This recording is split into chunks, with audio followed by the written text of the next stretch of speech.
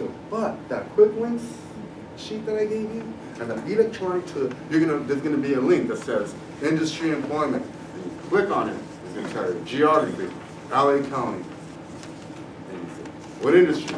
Manufacturing. That's two good things. The details. When you click on the details, it's a whole breakout for all the small industry sectors for manufacturing. This whole breakout for all the industry sectors for professional, scientific, and technical services. Lawyers, accountants, consultants, and computer geeks. It's really broken out. So these are the major industry sectors. Now we're going to go into a little more detail. Okay. This is kind of a little bit more, it's a little bit more detailed, but not that much. We're going to look at every single industry, and we're going to see the standing of each geography in every industry, but we don't have time to go over every single one of them. Just know this. We're going to go over the San Gabriel Valley. Okay. The very same graph that you saw, you can look at it for just East San Gabriel Valley, Upper San Gabriel Valley, and the South San Gabriel, Southwest San Gabriel Valley. Think of it this way. Each trio represents one bar. And within that bar, you're going to know which area has the most jobs in that trio. So for example, overall, the largest industry of employment in the San Gabriel Valley is healthcare and social assistance. All right? Within healthcare and social assistance, look at this, green. Southeast San Gabriel Valley has the highest concentration of hospitals of healthcare in the region than any other region. And it's also probably one of the largest of all the other industries. I think what's important for us to note is if you look at the unemployment rates that I gave you on the sheet here, what cities are being referenced in this number here. The East San Gabriel Valley is the most relevant and most important area, section of the San Gabriel Valley for us because of its sheer size. It's 4 times larger in terms of employment than the other areas. Look, we have a labor force of 438,000 people, 438,000 workers in the East San Gabriel Valley compared to 148 and 148 in the other 2 areas. So this is the area we really need to be talking about, and that's the area that we're sitting in right now. So when you have time, if you sit down and you focus on the orange bar in every industry, you're going to have an idea of just how many people are employed in that industry. Now, if there are 438,000 people in the San Gabriel Valley, and you want to know how many of them are utilities, well, 1.3% to the mayor. Right? You have the numbers. If you need the actual numbers, we have them. But this is just to give you an idea and to give you a scope of what's going on. What's going on with the jobs is what you already know. What are the drivers of the future jobs of tomorrow? Retirements. Baby boomers have come into retirement. The demand for health care is higher than ever. Look, the jobs are there. Housing and construction. Look at all the housing growth that's happening here in the East San Gabriel Valley. 5% of all the employment compared to 3 and 2 in other areas is in construction. Look at retail trade. I know that there are a lot of malls here. It'd be interesting to see if this is going to be the same 1 year from now. Maybe we can. I can come back in 1 year. Or we can compare those numbers. You can compare those numbers. You can just click on the industry, employment a year ago, and where it was in that link. 4 links when you get to this. And that way, if you need to write a grant, if you need to substantiate your objective and you need the numbers, this is where you can pull them. I've created graphs, but what we're really looking at are just Excel spreadsheets.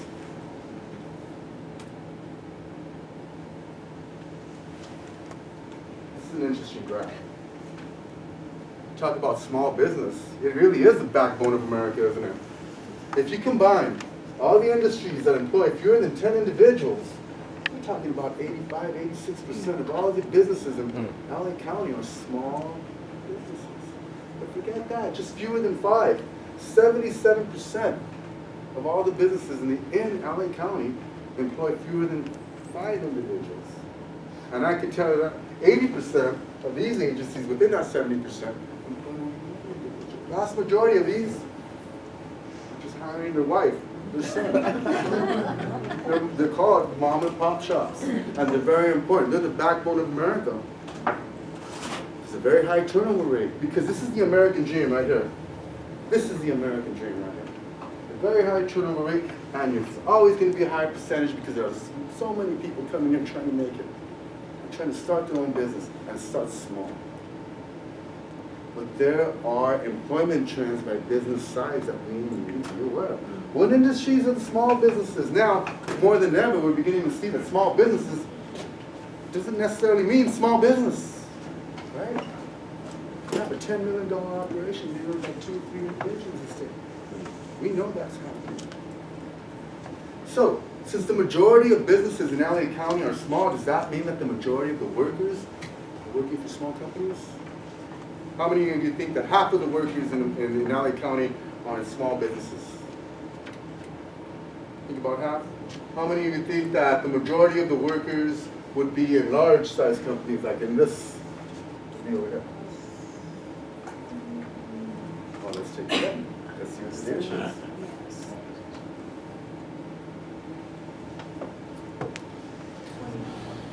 Number of workers by business size. Now, look at this.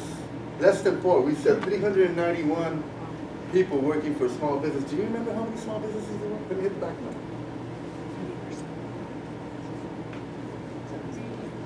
331 small businesses are employing 391. So I mean, it's just them. They're employing a person in the quarter. This is what's going on in America. So, but look at the largest companies. The largest companies are hiring their share of the lines. Yeah. But it's the medium-sized companies that are employing a lot of people. By my book, this is still very large. It's still a large company. This is a very large operation to me, by my book. But this could be just 20 drivers out on the field and working in one office. This can be an employment agency. So it's pretty interesting what's going on there in terms of understanding the numbers and seeing how they break out. Now, who are the largest employers in the San Gabriel Valley? I took the cities on that list, specifically on that list, and I pulled the largest employers in the region. Here we have it. The blue represents the government offices. Orange or the pink represents healthcare. Population growth, an aging population, and the demands and needs of a growing population like healthcare, childcare. That's where the jobs are. All the jobs that we're looking at in terms of employment projections, I'm going to share with you. These are some of our largest employers. City of Hope, Edison International, utilities, very good wages. They're in Rosemead. Kaiser, Cal Poly, drywall contractors, San Dimas, that's a lot of workers. It could be one of those operations where all the workers, it's a construction company, right? Clinics, horse racing, San Anita. We know our area. Marketing programs and services, Los Angeles Church Club. They're employing a lot of people. Radar and manufacturing services. I can, free of charge,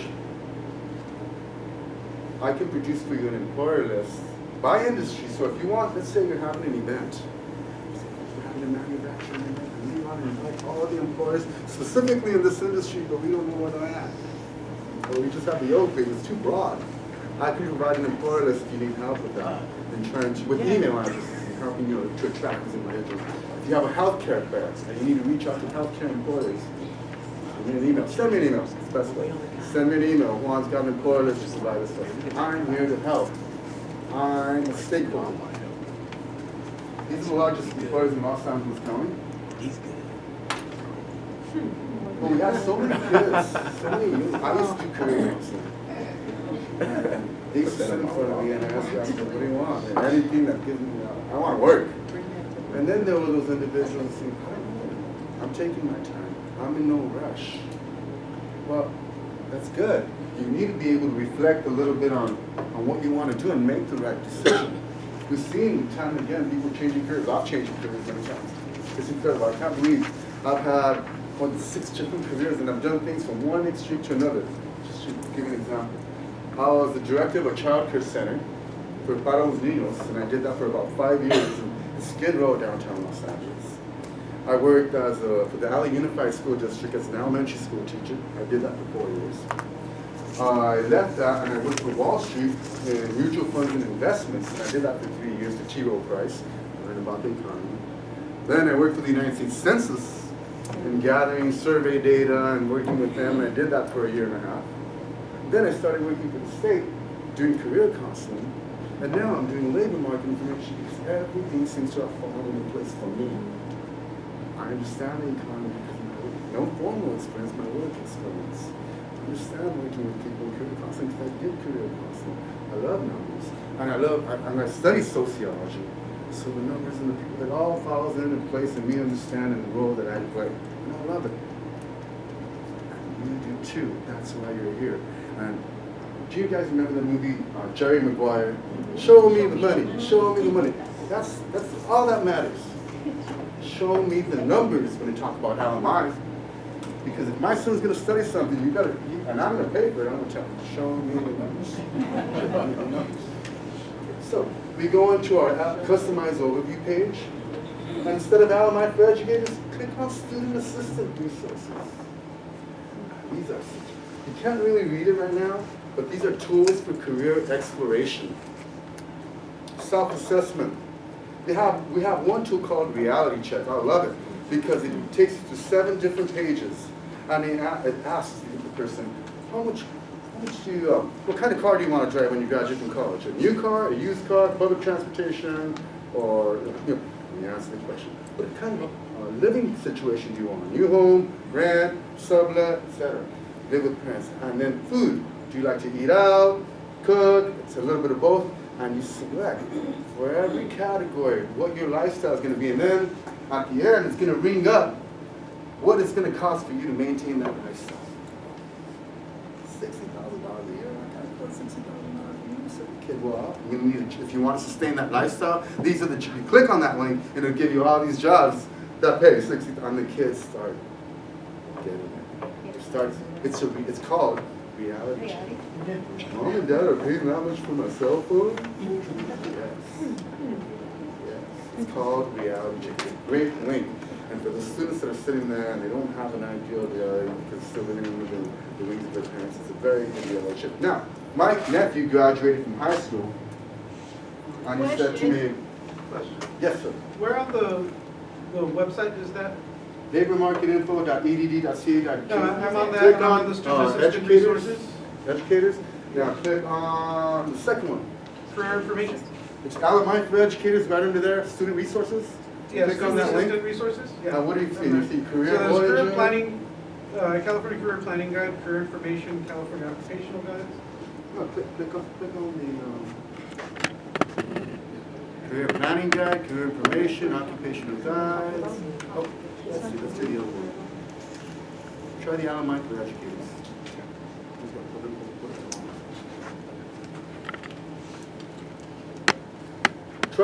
Try the pathway of, you know how you push on the home page, you push teachers and educators? Mm-hmm. Try students. Okay. Students, my bad, it's going to be under students, not teachers and educators. That's when you're going to get the reality check and the Voyager, et cetera, et cetera. Now, where are the jobs of tomorrow? I talked about population growth. It's inevitable. Aging of a population, that's inevitable. Law of life says you cannot live forever, but we're trying, so healthcare needs are in very high demand. Educational needs, people are retraining themselves. And these are the industries that the numbers show that have the most growth. Now, we're talking, they're not the largest, it's the most growth. Private educational services. So we're talking about, I think what we're talking about here, and social assistance. The social assistance is the big part. The most growth for this is going to be social assistance. A lot of social assistance programs that are going on. And there's a lot of growth. This part, for the educational service part, it's the social assistance portion of it. If you were to dissect into this, that's showing the most growth. Counselors, hospital intake people. Then we have healthcare and social assistance programs. Educational services, private. Now, leisure and hospitality. LA. LA has always been an area of people vacation, and us too. We like to get out and about. So we're talking about restaurants, leisure and hospitality, accommodation, food services, movie theaters, hotels. We're talking about hospitality, a lot of hotels going on. And also a lot of growth in the hotel industry. Folks, do these jobs have better wages? Remember I showed you that scale where you're seeing people are working, but they're really falling under that U6 category, where they're marginalized and they're discouraged. So even if they're not working, the problem has not been corrected. It's still in a little bit. So we're talking about the skills gap and the restructuring of the occupations in this new economy. It's not what it was just 8 years ago. And we have so many different factors, all happening so fast. It started off with the globalization. Oh, all the employers have outsourced all our jobs. Then the internet. All what was happening, the internet came in. Well, all of a sudden, an employer in the year 2000 started receiving resumes from India when he put out a job ad. What the heck? Resumes, hundreds of resumes were coming from India and the Middle East for a job ad that he put out in Wisconsin. And they were much more qualified than all the local applicants. And all these employers who were putting on job ads online across America,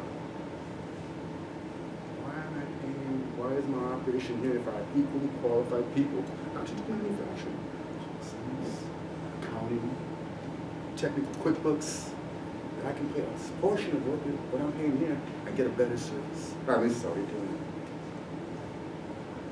it. So all of a sudden you have technology, you have the manufacturers started going overseas, technology started coming in, automation.